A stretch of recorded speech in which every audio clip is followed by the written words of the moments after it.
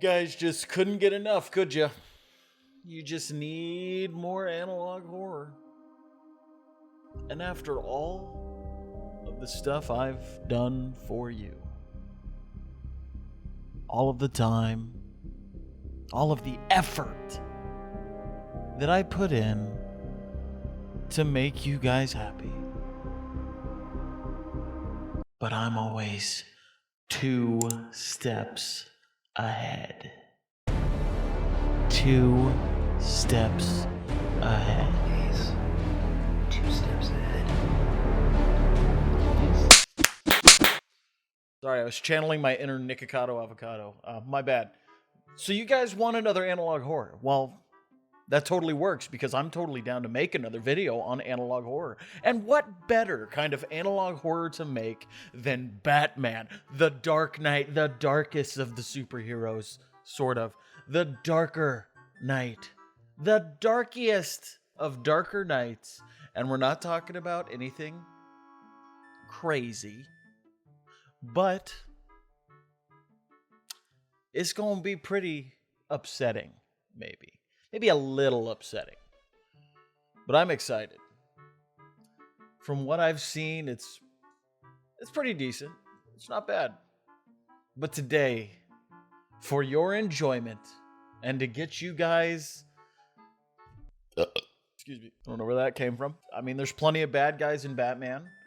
The Joker, Killer Croc, Mr. Freeze, Penguin, Poison Ivy, Scarecrow, Mr. Killer Pig guy.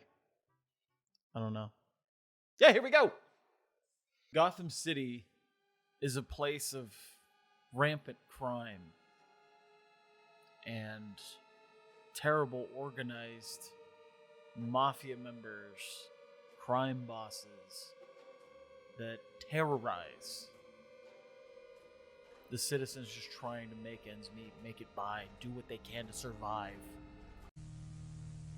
And the GCPD is unable to combat the level of these horrendous actions going on around Gotham City.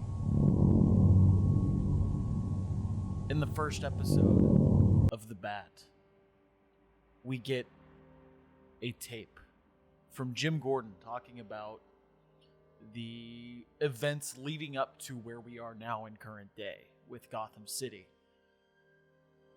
He talks about Bruce Wayne and how nobody's seen him. He's gone, evaporated, poof.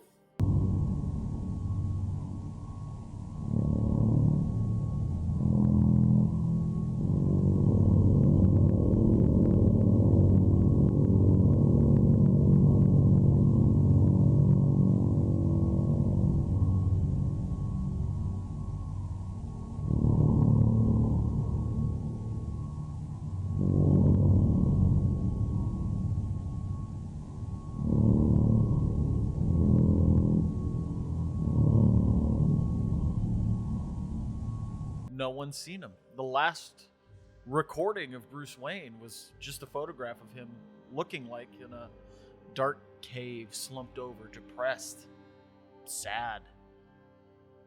Because 21 years prior, Bruce Wayne was witness to the horrible murder of both of his parents. Now, we aren't told expressly what happened to his parents, who killed them. All we get is essentially a monologue from Jim talking about how he feels sorry for Bruce and that there's really nothing he can do for him. As the video continues, though, Jim starts to pose a little bit of a theory. The citizens around Gotham have been talking about sightings of the Bat. At least that's what they're calling him. Jim suspects that maybe, just maybe, the Bat is Bruce Wayne. Citizens of Gotham, vengeance is coming.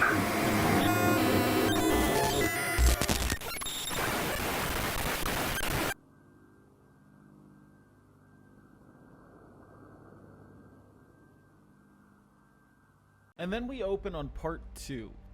Part 2 of the series opens with a Gotham City Police Department, essentially a little broadcast, a PSA, if you will.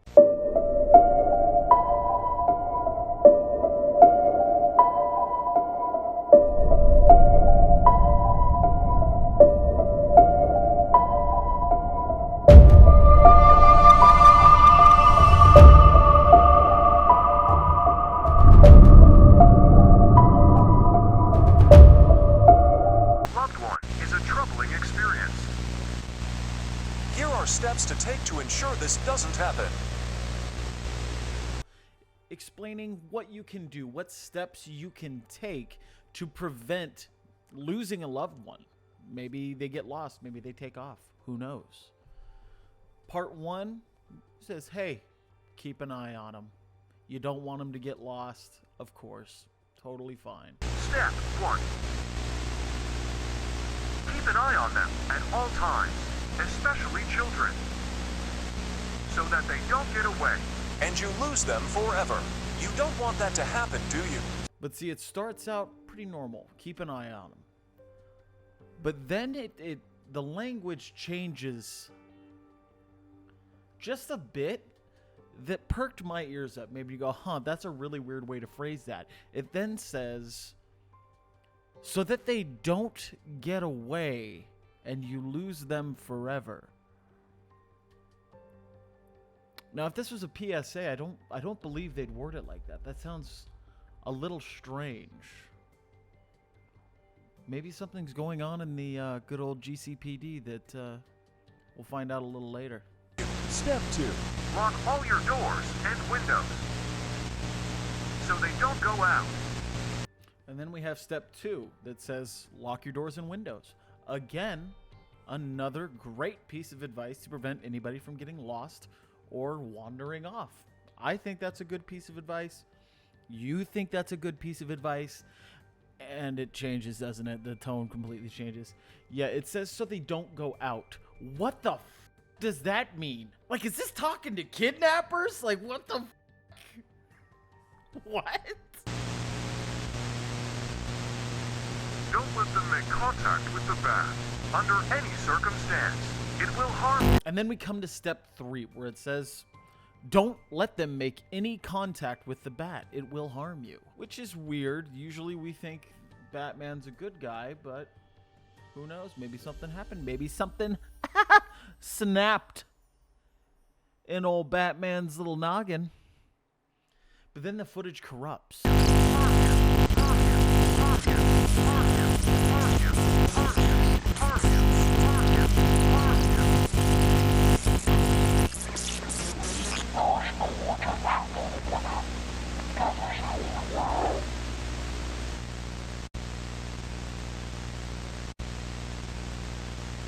And it's glitchy as all get out. What does that mean? What is going on? Is this Bruce affecting this broadcast? Maybe. Possibly. This is the second time now that when the Batman is directly referenced, the footage corrupts. Maybe he's trying to hide something. Hi there, thank you for watching. If you enjoy what I do and you like my sultry, dulcet toned voice, hit that subscribe button, hit the like button, leave a comment, and hit that notification bell to let your boy know that you care about what I'm making. I love you guys. I truly do. Platonically, of course. Otherwise, that'd be kind of weird. But yes, please do all the things that YouTube likes to make my channel 10,000 strong. All right, back to the video. And now we open up on part 3, titled The Truth. It starts out with someone speaking, saying that they don't have a whole lot of time to get this out. They're trying their best to get this out without being caught. Caught by who? I have no idea. We can assume, we can infer, we can make a judgment call here and say, hey, could that be the Batman? I think that could be the Batman. But we don't know. So the first thing that is said is this mysterious individual says, I'm not supposed to talk about this.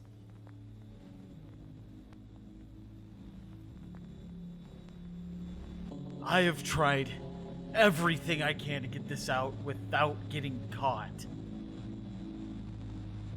The Batman is Wayne, or was. It seems as if the Bruce side of him is gone and only the Bat remains. His body is skinnier, yet he still possesses his strength and agility. He most likely is using some sort of drug.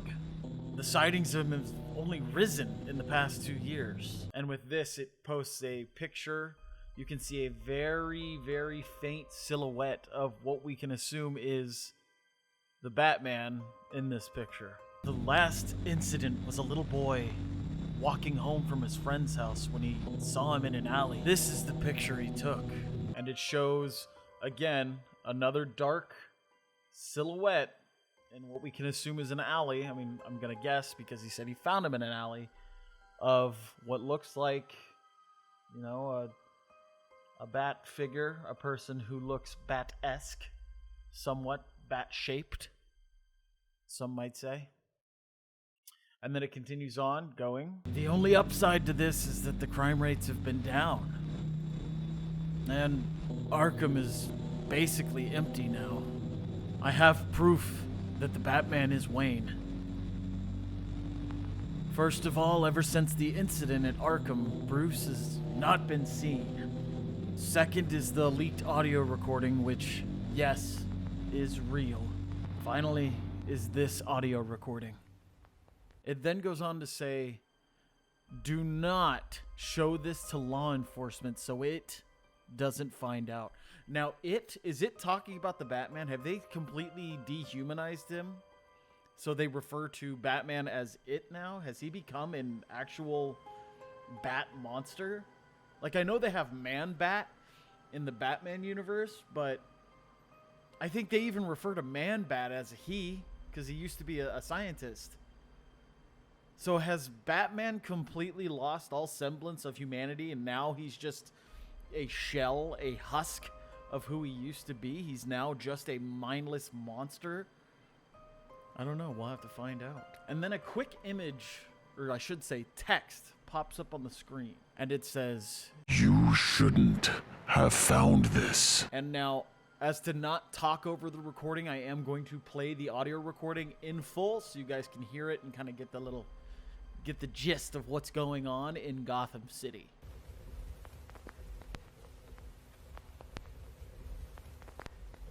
My name is Bruce Wayne. My father is Thomas Wayne. My mother is Martha Wayne. They were both murdered when I was a child. I am here to confess. If listening, my plan has worked.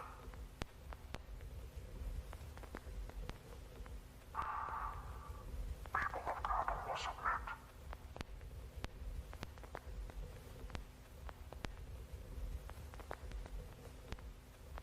As I am Gotham's jury, judge, and executioner.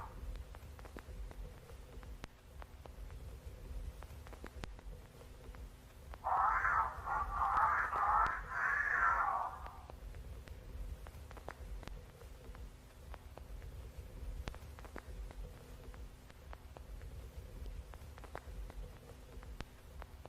I-am. And then the recording ends. Now, for me, I had chills the entire time. I was expecting a hardcore jump scare or something, but the entire time I was on edge. I'm sitting in my house watching this, and I want to turn all the lights on. I have my little ring light here, but like that's not enough. There's too many shadows in this room right now, and I'm bricks. Some would call me a brick. You know, you have brick layers. I am what they refer to as a brick. I'm the guy that comes in after the bricklayers and just starts dropping them. Just fucking boop, boop. You need bricks? Boop. Putting them all over the place. Especially when it comes to stuff like this. I've got the chills down my back. They're all over my arms. And I'm uncomfortable. Which is perfect for analog horror. So let me get back to this.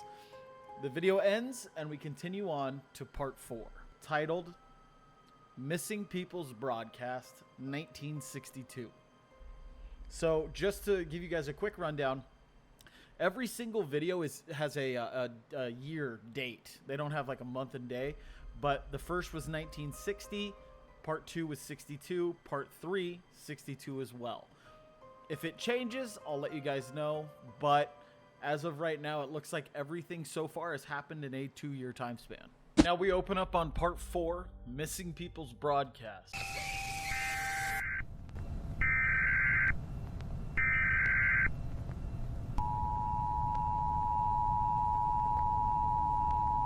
We interrupt your current broadcast to bring you this message. There has been a significant increase in missing people in the following areas. I'm gonna be honest, this one unsettled me deeply. I said the other one gave me chills. This one gave me chills the entire time. I'm not freezing, but I got goosebumps up and down my fucking back. I am uncomfortable. I am unsettled. So if you are unsettled, just get ready to get more unsettled because it's fucked. So we start out. A emergency broadcast by Gotham City Police Department has been issued to several areas along, or I should say, around Gotham City. Old Gotham, Miagani Island, Bleak Island. If you receive this message, you are in one of these areas. So of the areas in Gotham City, we have Old Gotham, Miagani Island, and Bleak Island, where people have been going missing regularly in these 3 areas. It goes on to tell you that if you live in these areas, keep your windows and doors shut. Do not let anyone go outside. And if you have to, under whatever circumstance, to not go outside by yourself. If you see any of these children or the bat, call the police immediately. The missing individuals will now be shown.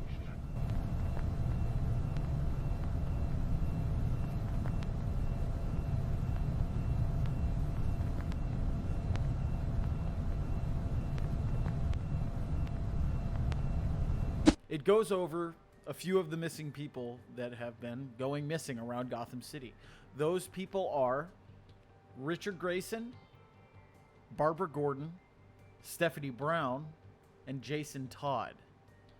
Now, those of you that are Batman buffs, I don't consider myself a Batman buff. I'm just kind of tangentially aware of things to do with Batman. Those are all 4 of the people. Those are 4 of the people that in regular Batman. Those are the Gotham Knights. Stephanie Brown, I can't remember her name, but you have Batgirl, Red Hood, and Robin, or Nightwing. They're missing. What does that mean? Is Batman doing what he usually does and trains them? Let's continue through. I'm concerned for these guys.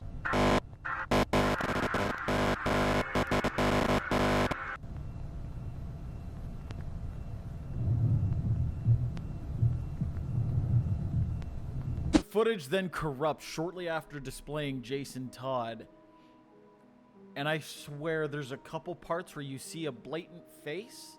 I'll try to slow it down and show you guys, but at least from when I was watching it, as compressed as it is here, it looked like a face.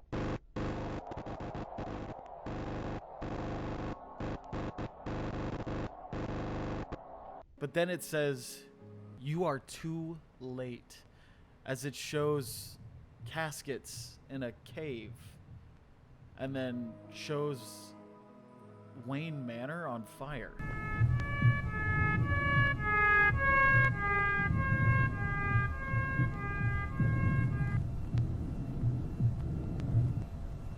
What the fuck is going on?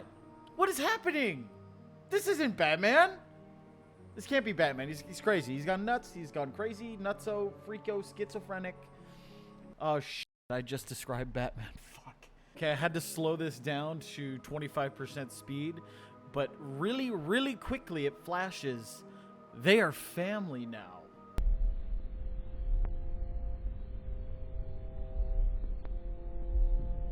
What does that mean? Is Batman...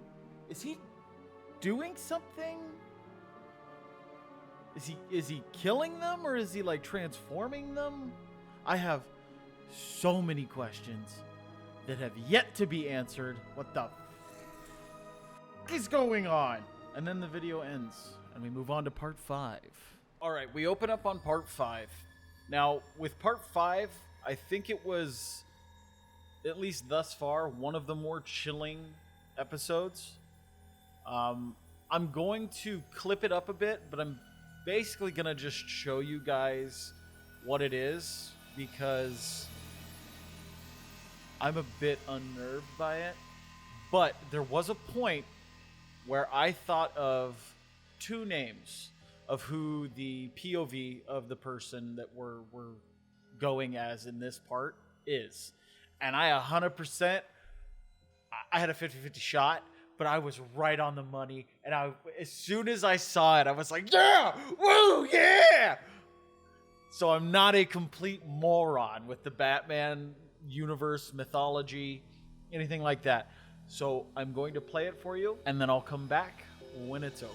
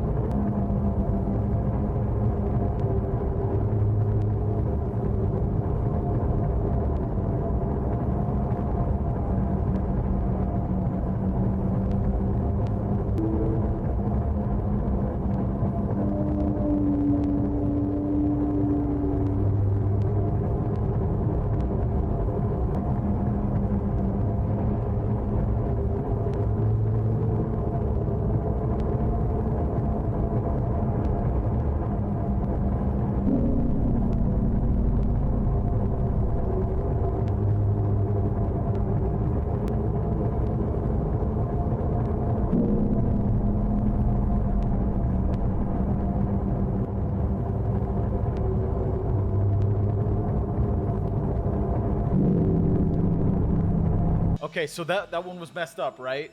Where it's a direct report right after what had happened in part 3 or part 4, talking about the manor burning down and all the people going missing.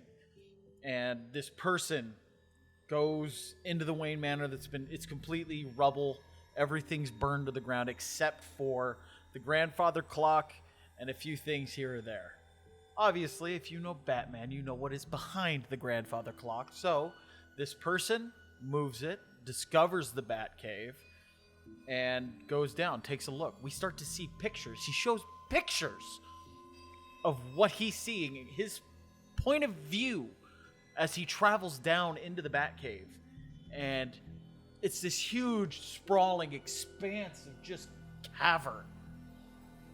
And there's a scene that I personally couldn't tell what he was seeing, but he saw something. There was something there. They didn't chase him. They didn't do anything. They just saw him.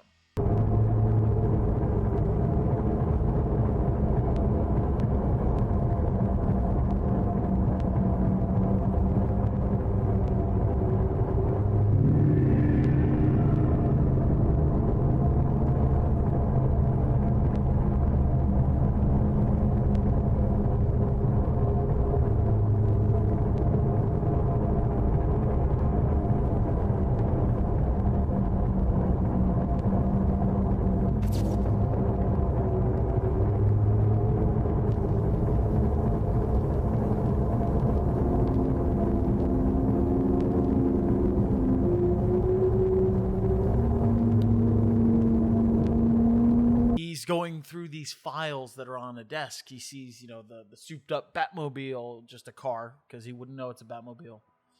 And he's going through these files, and he sees a file that is just all a bunch of random names, and his name is on it.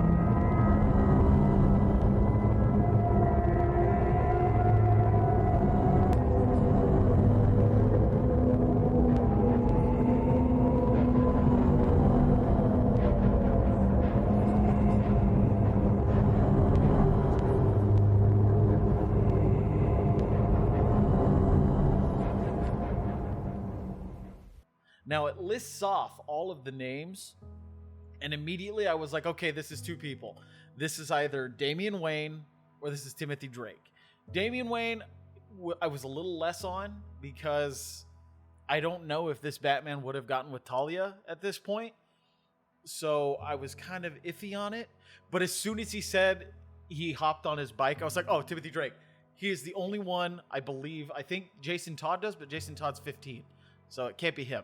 Timothy Drake in the cartoon drives a motorcycle. So I was like, boom. I think, God damn it, do they all ride motorcycles? The only one I'm familiar with is the Batman animated series that I'm like super duper familiar with. And Timothy Drake was that Robin. And he rode a motorcycle.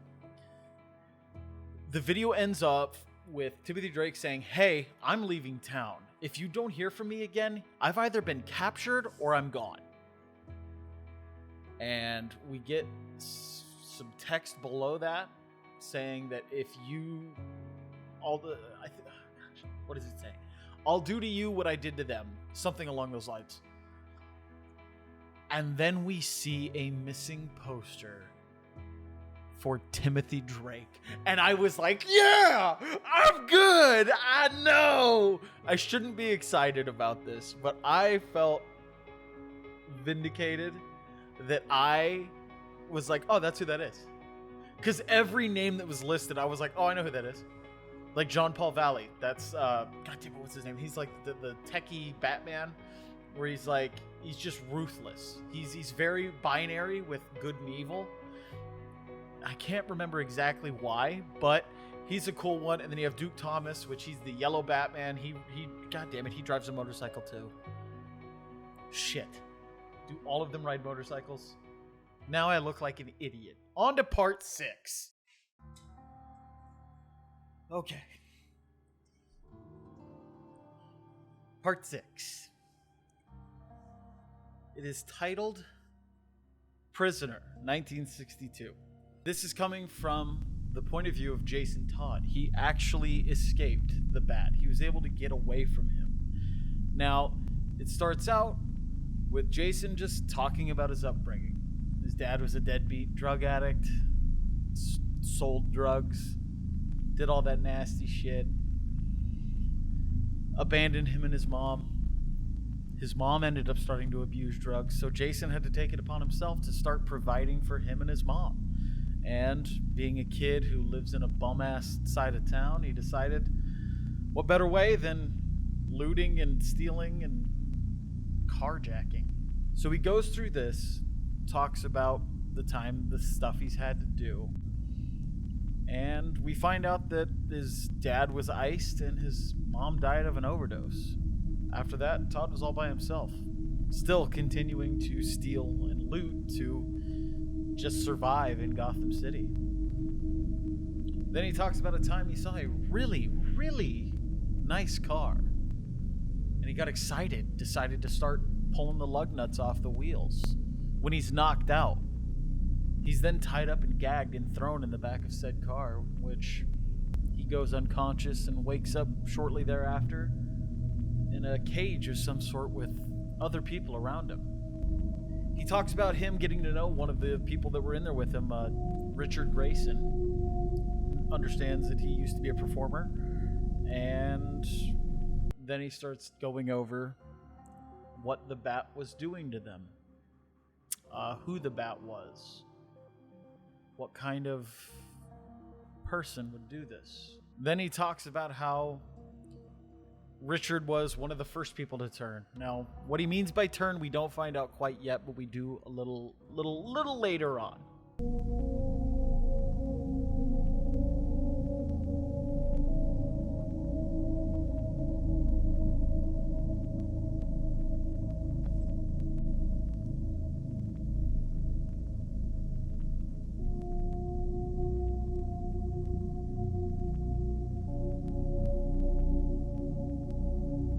We come to find out that Batman is injecting them with venom, which, if you don't know what venom is in the traditional Batman universe, venom is what Bane uses to get all bulky and brr. And I'm assuming Batman is doing this to essentially break their minds and make them subservient to him, easier to control, at least mentally.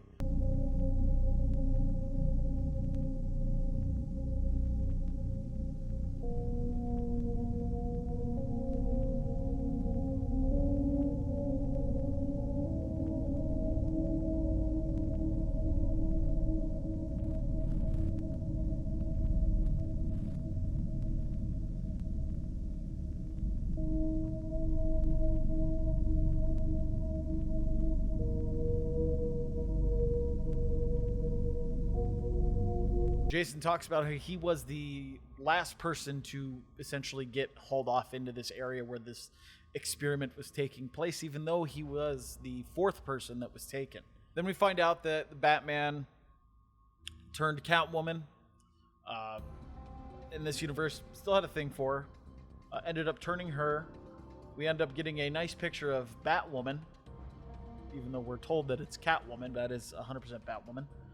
I don't think I've ever seen Catwoman with bat ears like that, but I could be wrong. She ended up trying to fight the bat, but ended up getting put down and taken off somewhere. Nobody saw her after that.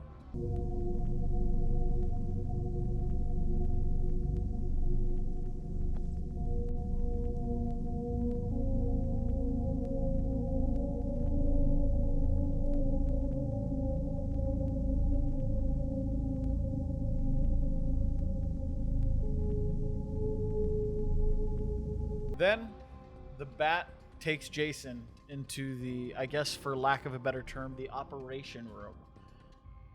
But he didn't start operating before he started talking about himself, talking about the butler, Alfred, and how he was like a father to Bruce, the Bat, before he died shortly after the funeral of the Waynes due to a stroke. Batman asks Jason about his family. Jason tells him, hey, my dad's dead. He's a deadbeat piece of shit, and my mom died of an overdose, so I'm an orphan.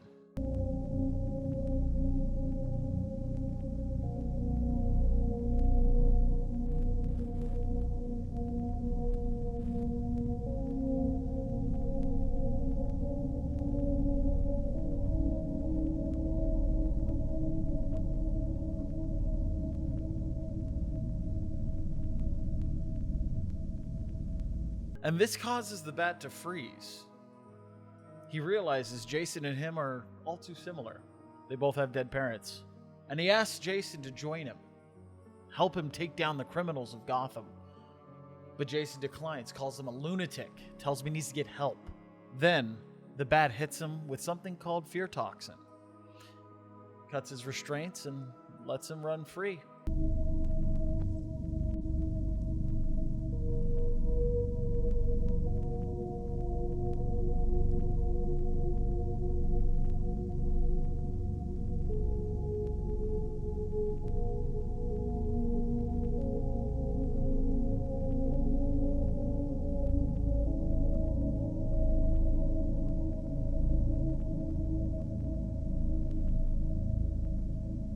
Jason runs and runs, and then he feels a rope wrap around him, at least something rope-like. He finds a bat-shaped metal object and cuts the rope, continues to run, and he sees the Bat chasing very closely behind him. Right as he gets out of the cave, the Bat stops, and the manor explodes. The police show up, and they're questioning Jason, asking him what happened, asking him where he came from, who he is, who took him. And the only thing he's able to do is give us a sketch of what the Bat looks like.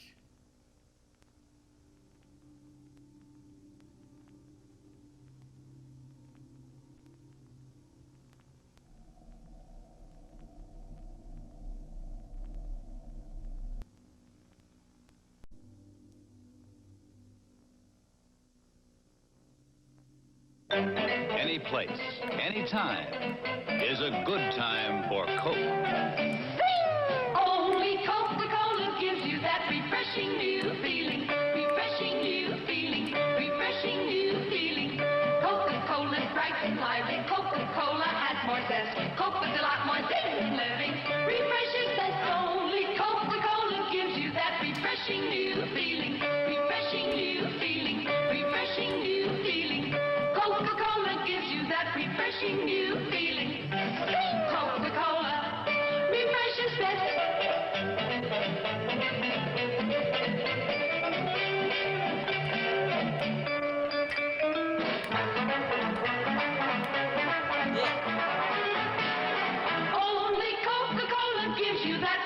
refreshing new feeling.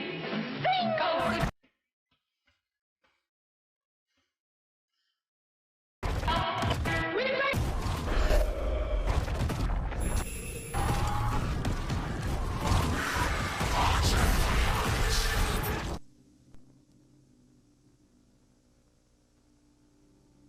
Man, I could really go for a Dr. Pepper right now.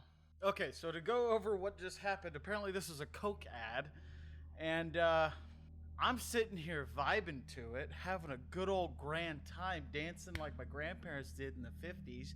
Then the Court of Owls hijacks the fucking broadcast? And what did that say at the end? What did that say right there? Oh, good. Send the Talon for the bat's head. Now we're gonna have the Talon, the Court of Owls' little personal fucking assassin, going around town trying to kill the bat. Holy shit. Well, on to part 8.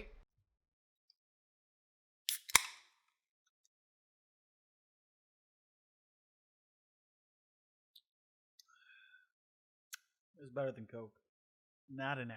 Alright, so we open up on part 8. Kind of goes over the crime rate in Gotham since the Gotham City Police Commission announced that the bat was dead. Now, we know the bat is not dead. We know the bat is alive and well.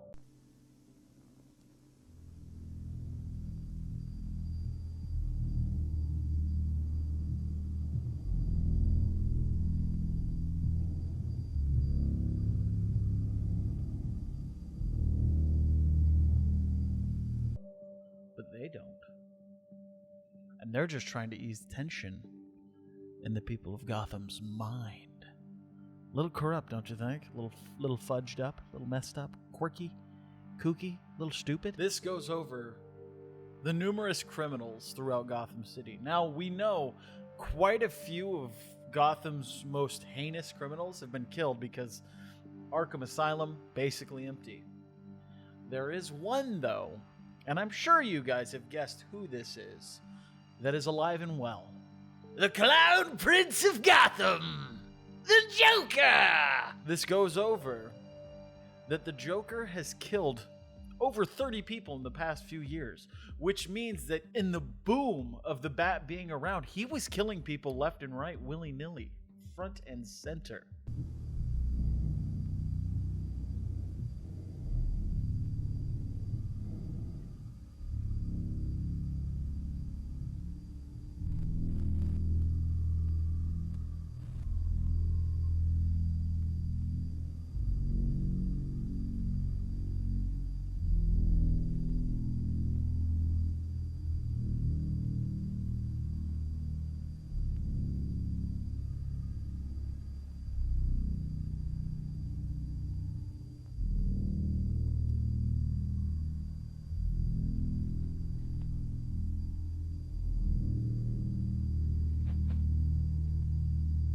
Didn't get taken out like the others.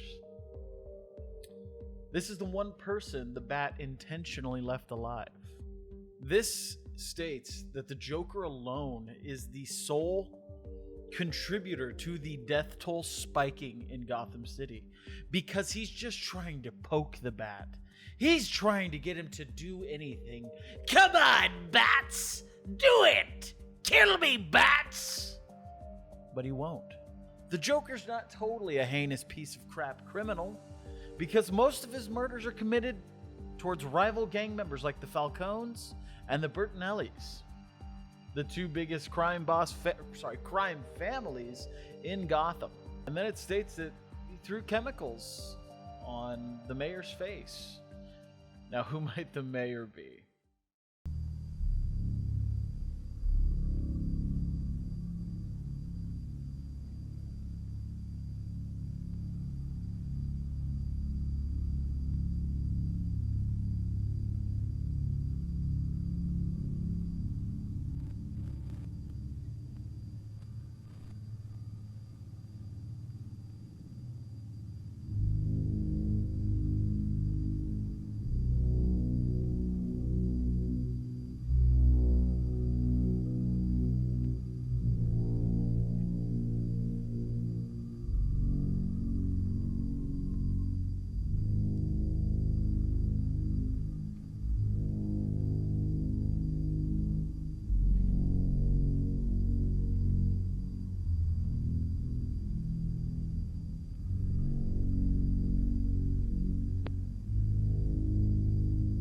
Good old Harvey Dent, Harv the Harvester, otherwise known as Two-Face. Now, goes over saying all of the people that are killed by the Joker, they can tell it's the Joker because of the smiles that the Joker carves into each of the corpses' faces after he's committed his crime. And apparently he always leaves something related or for the Bat. And we get these pictures that he left for the Bat.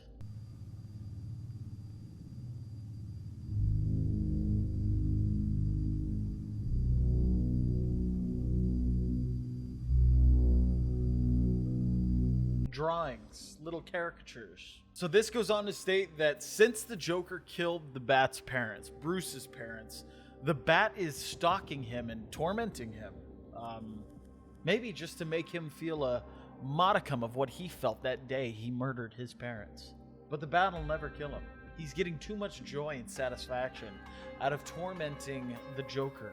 And you're probably asking yourself, well, what are the police doing? What are the cops doing in Gotham City? What are the good old GCPD doing about these murder sprees that are going on under their noses?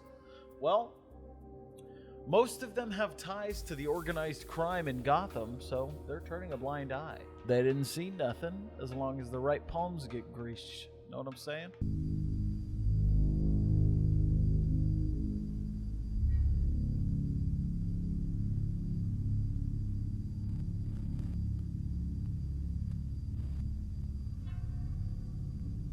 And then we come to a portion of the video where it talks about the protests, looting, and other crimes are on the rise. And they're blaming Harvey Dent for it. They're saying after the acid was thrown on his face, he lost his mind. And in turn, lost control of the good city of Gotham.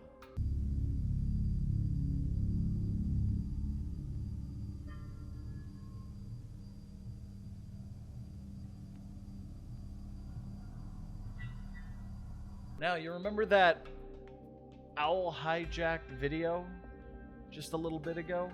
Well, apparently, Jim Gordon, that is the POV of the person talking in this video, it was all fake. The owls aren't real. Talons aren't real. Court of Owls are just an urban legend to scare kids, right? Right?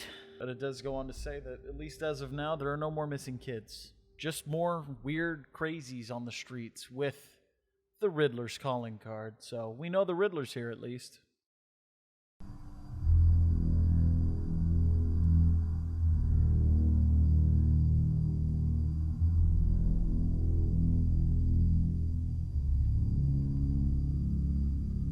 Jim goes on to say that after his daughter was killed, he stepped down as captain of the GCPD and got enough money to leave Gotham entirely. Which, if you're asking me, smart move, Jim. Smart move, Jimmy. Jim goes on to say, if you are watching this and you're in Gotham, you had best pray to your God because only He can save you now.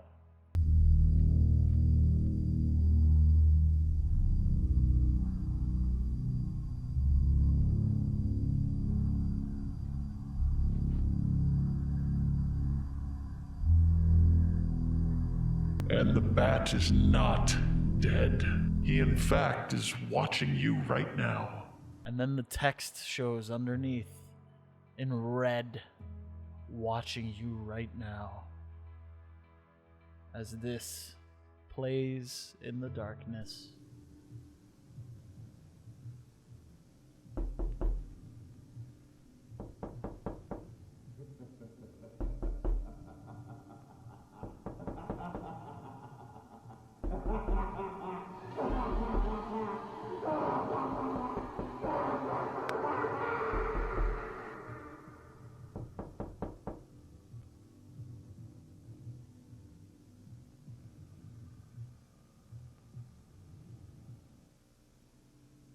And now, at least as of right now, we come to the last video in the Bat series, titled Sinners and Butchers, 1964. Now, this is told from the perspective of John Paul Valley, otherwise known as Azrael. He goes on to talk about what has happened in Gotham following the death, quote unquote, of the Bat. and all of the crime that has been taking place and what happened to the Robins and everything going down in this twisted, decrepit version of Gotham City. I don't know who's gonna see this. I don't know what to do anymore. There's no escaping, it seems. And if I want to go anywhere else, another freak is gonna try to get me. I was thinking of moving back to Switzerland, but then the Order would try and turn me into their Azrael. I still go by the alias Azrael. I just don't follow the Order anymore. Even though most people believe the Bat is back, crime hasn't gone away unlike when he first came. His latest work was of the Pig Butcher. And then we see a grotesque image of what I can assume is Killer Pig, cool guy, weird guy man. And he's flayed and pseudo-crucified in a horrendous scene. It seemed he replicated an old Norse ritual. After breaking out, I haven't seen the Bat, but I've seen glimpses of the missing sometimes. But it seems everyone I have talked to has seen the Bat at least once before. Here's a photo a witness took. And then we see a grainy black and white photo. For me, I can't really see anything other than I'm gonna assume it's gonna be dead center. I would assume that's the Bat or a silhouette or something, but I cannot see anything. He's gotten so well known they're featuring him in a TV show. Not only are criminals being killed, but 2 of the missings were also found dead, seemingly killed with a cane. And then we see pictures of Helena Bertinelli and Duke Thomas. Helena, I'm not totally sure. I believe she was a police officer. I could be wrong there, but Duke Thomas, I wish I could remember his Bat family name, but I'm just going to call him the Bat Cycle guy.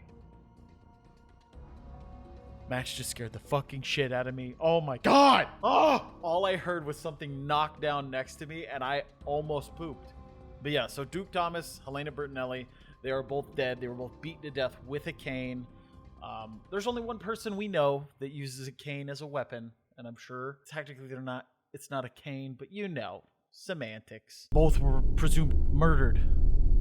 The Bertinellis have been hunting the killer ever since. I'm at the point to just keep myself locked in my home from now on, because I'm being stalked, but not by Batman, but by Dick. Pause. Here's a photo of him on my roof, and we see a haunting image of Dick Grayson standing, looking directly at Jean-Paul Valley from the roof of his apartment building, and I would never go back in that apartment ever again. I would say, hey, I am breaking my lease, get fucked. This was one of the many times I saw him. I saw him kill the Mad Hatter, as well as Victor Zsasz. Okay, Victor Zsasz, that's not a big deal. Victor Zsasz is a gigantic piece of shit, and he deserved to get murdered. Victor Zsasz f***ing sucks. He's an asshole. Even though the Bat and his Robins go on and cause more harm than good.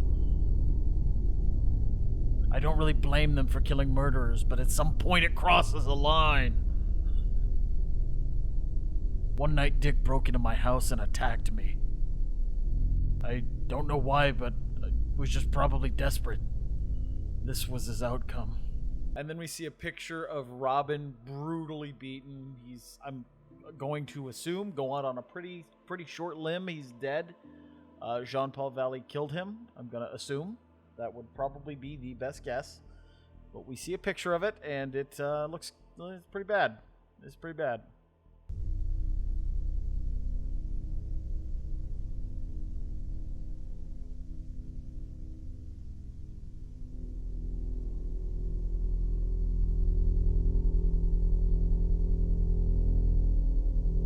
They never caught me for doing it. They think it was the Joker. I felt terrible about it, but I did it in the name of God. After this incident, I fully took on the role of Azrael. So far, I've taken down 2 criminals. And we see that the two criminals he took out are Firefly and Killer Moth, pretty much B-tier enemies. I don't care what anybody says. Firefly and Killer Moth both fucking suck. They're terrible villains, and I don't think anybody's going to miss that they're gone. This time I'm going to make sure the bat stays dead. God will let me prevail.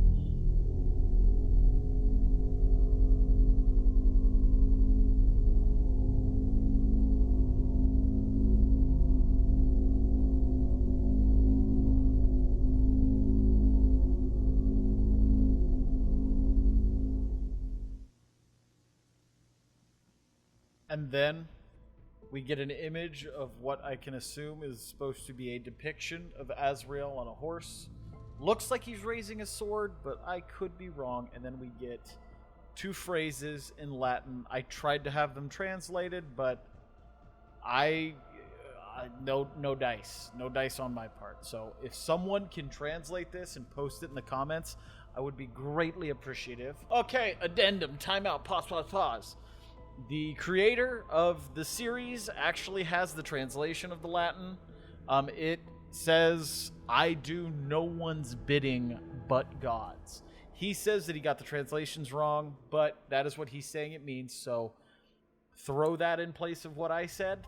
That is what it means. But we come to a close on this bat analog horror, and I gotta say, it was goddamn effective. Every minute of this analog horror, every time I had to rewatch this for the video, I had chills down my back.